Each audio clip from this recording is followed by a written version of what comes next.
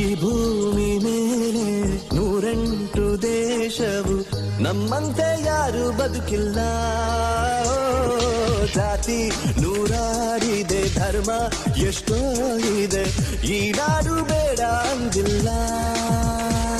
ನಾವೇನೇನು ತಂದೆವೋ ಎಲ್ಲಾನು ಇಲ್ಲಿಂದಲೇ,